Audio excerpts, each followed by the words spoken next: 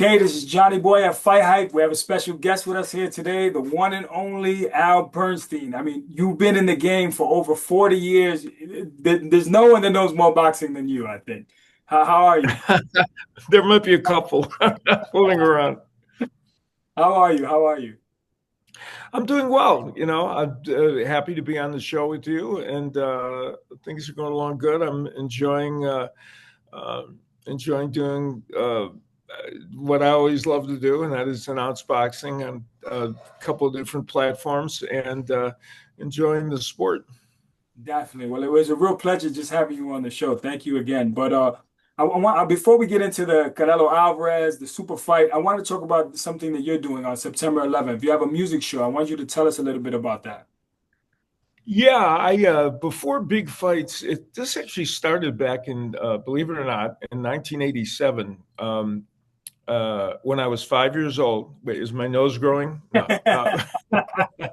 Um, but in 1987, when Marvin Hagler fought Sugar Ray Leonard, I ended up doing. I mean, I had been performing a little bit, but as a vocalist and doing other things, but it wasn't a thing that I did for any in a real organized way. Well, I was out to dinner with the president of Caesar's Palace and a couple other of his executives about 4 months before Leonard Hagler, and he said, "Don't I?" Oh, and they had previously had Barry McGuigan's father when he fought Cruz, Stevie Cruz. His dad, who was a pub singer in Ireland, had done 3 nights at Caesar's Palace leading up to that fight. And it was a great event. People loved having a place to go and see him. So the president of Caesar's Palace said to me, "Don't you sing?" And I said, "Yeah, I like to," because I had been performing around town a little bit. And he said, "Well, here's what we're going to do. You're going to do 3 nights leading up to the Hagler Leonard fight here at Caesars." And I said, "Oh, okay. Well, I didn't have a band. I didn't have an act. I didn't have anything." And I said, "Sure."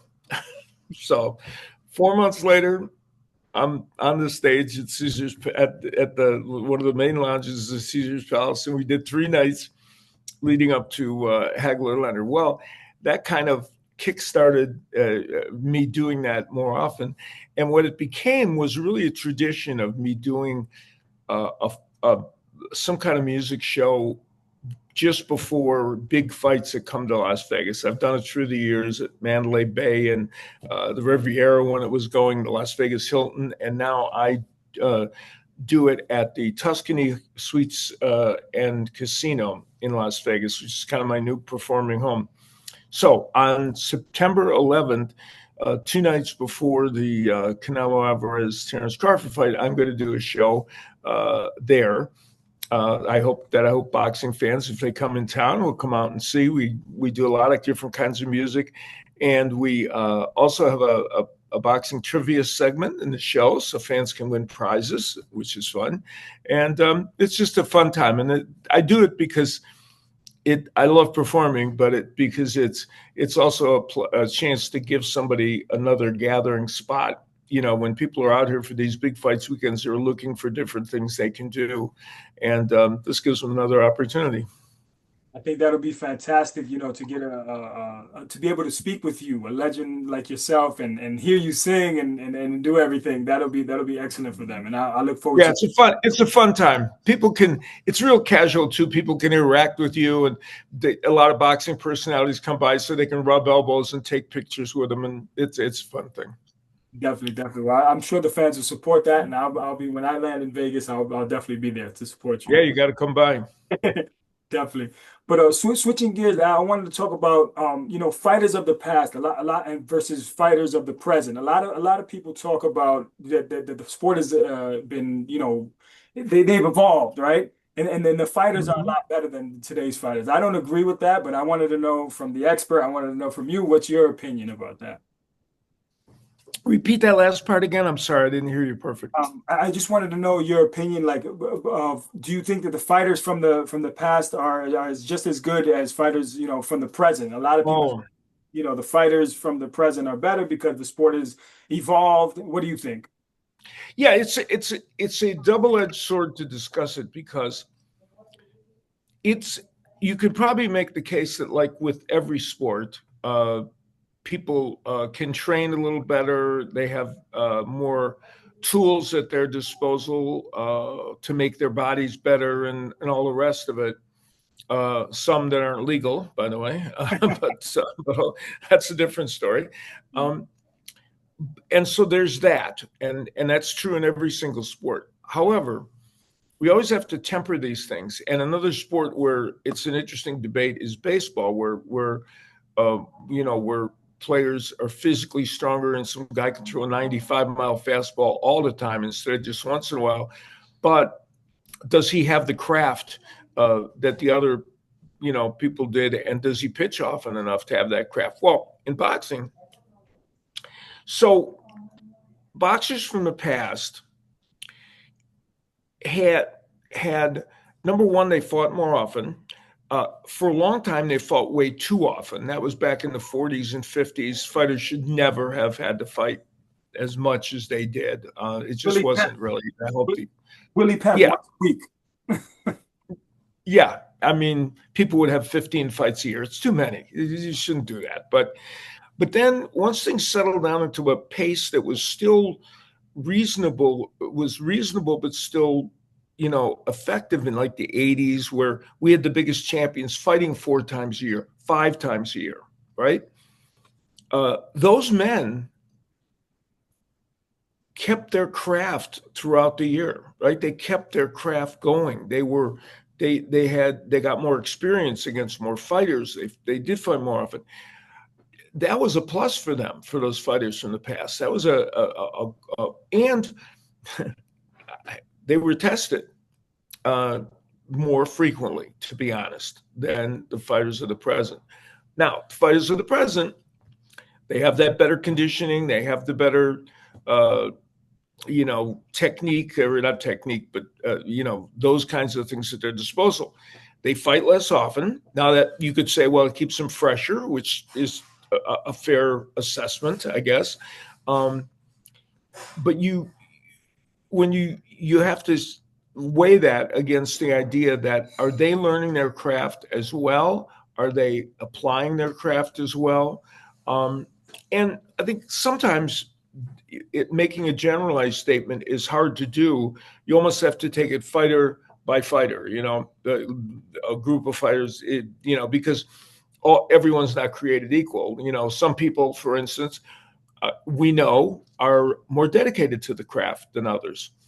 I mean, it would be hard to say that any fighter from the past, for instance, is not more skilled or more dedicated to his craft than somebody like Alexander Usyk, right? Yeah. So you can go back as far as you want to go, and you're going to find that he's going to be right there at the along with the best of them. So it's hard because it's apples and oranges, right? In terms of whatever. But the one thing about boxing and comparing older fighters to new, they're in the same weight class. We can't compare Fuzzy Thurston, who was a guard for the Green Bay Packers, who weighed 230 pounds, to a current day guard, because that current day guard weighs 270 and maybe runs a faster, 10-second or 100-yard dash than Fuzzy Thurston. So even if Fuzzy Thurston had all the technique and everything, you can't. But in boxing, you're judging men who are at the same weight and are not bigger, than they are. So you can say, well, how would Sugar Ray Robinson compare to Floyd Mayweather or whoever? But it's a tricky question. Well, speaking about that, now that Usyk was successful against Dubois in the rematch, a lot of people are comparing him to Muhammad Ali. Where would did that fight just happen to play out? How would that fight go, and who would win that fight out? Alexander Usyk, did you Yeah, say? Alexander Usyk and Muhammad Ali. Who would win that fight? Yeah, There's a lot of comparisons now to the two. yeah. I mean, that's a perfect example, and that's a fun mythical matchup to think about, because you have these two men with boxing IQs, very, very high, and of course it depends on which. And here's the funny thing: I'm about to say, what version of Ali does he fight? Does he At fight his the play, young Ali? the Yes, young play Ali that version, fought Liston, the young Ali that fought Liston, prime.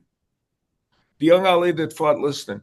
Uh, you know, of course, you can make the case that, I mean, probably Ali's true prime came a little bit later, but let's say you take him, during that period when he was so quick and everything. Um, Here's what would happen in that fight. It would be Usyk being, which he does do on occasion, being the aggressor, right? We think of Usyk as this tremendous boxer, puncher, and all the skills. But let's be honest. I mean, he was walking down men 50 pounds bigger than him, right? Like Fury, walking him down. So he would be trying to walk Ali down, which changes the dynamic of the fight a little bit. But it would be interesting. I mean, you'd be an imbecile to say that you don't think Alexander Usyk could give a good fight to Muhammad Ali at that point, because he's just really good. Um, and and I think that Ali, that version of Ali, would be giving him, lots of angles. But Usyk is, he's got that computer boxing mind to try and figure out ways to combat things like that. The Ali that was just a little older, the Ali that didn't move quite as much, uh, even only 4 or 5 years after the Foreman thing, let's say the Ali that had the fights with Norton, when he was in his late 20s, early 30s, who was still very good version of himself, that would have been a different fight. Then, he would have been more stationary. He and Usyk would have been, it would be like watching a very high level chess match, but one that could produce a lot of excitement. And then let's move further. What would Alexander Usyk do with the Ali that did the rope-a-dope, right? How would he handle that Rubik cube? There were ways. I mean, Kenny Norton was one of the best at figuring out that Rubik cube. He had ways of punching in a way, and so did Joe Frazier to an extent, but not everybody did. But how would Usyk do that? So when you look at those matchups, it's fascinating. It's a shame we can't get in a time machine and do it. So, what's the best version, in your opinion, of Muhammad Ali? What was where he was the best, and that version faces Alexander Usyk at his best? Yeah, I don't know what. Yeah, I mean, I don't know who I'd pick. I mean, it's hard to say exactly who would win, but I think that would be. I just think it would be fascinating to watch. I think Usyk would certainly have a good chance in the fight. If Ali was still capable of boxing and moving at his absolute best, you could maybe see him eking out a decision win, but it wouldn't be. I wouldn't bet the farm on it. And some people probably hear that and they're appalled because Ali is Ali, and he was certainly, um, you know, I mean, the self-proclaimed greatest. But a guy like Usyk, though, presents his own Rubik cube to everybody he fights, and it would be an interesting. And the other thing about Ali is he wouldn't be. He was a heavyweight that would be a little bit more uh, in the size of Usyk. So it's not Usyk facing another giant monster, but as great as Ali was.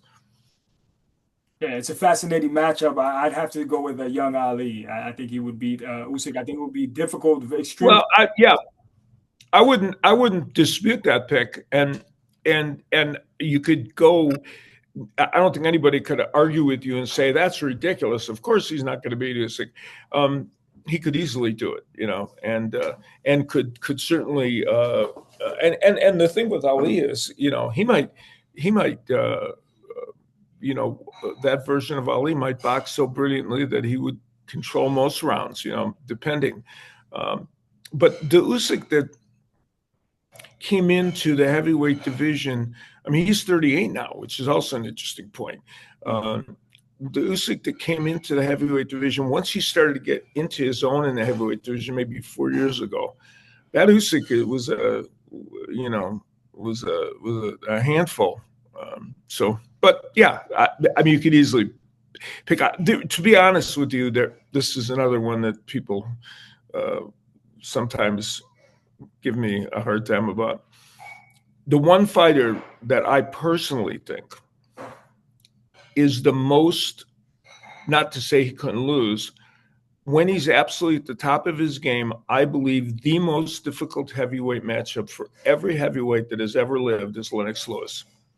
That's Absolutely. my personal opinion. Very That underrated. it doesn't mean he's going to win all those fights, but I believe he's the toughest matchup for any heavyweight that has ever lived. Doesn't mean they can't beat him. He was beaten twice, but then he reversed those. And I think in both those losses, he didn't take things as seriously as he should have. Absolutely. But I think he was highly underrated. I think he just didn't have the yeah, fan base like the Canadian, whether he's from England or he's from Jamaica, and he couldn't get. That's what Emmanuel Stewart talked about. He didn't have that fan base, and people couldn't rally behind him. But he had all the tools, all the physical gifts. The jab. yeah, He was an excellent heavyweight. I rank him very high. yeah. And his height and reach and all the rest of it gave him that big physical advantage over most, not all, but most people. Absolutely. But see that but as a fantasy matchup, we'd have to play the video game to see Usyk versus Ali, and then we can, that's the only way we can get to see that There fight. you go. There you go. But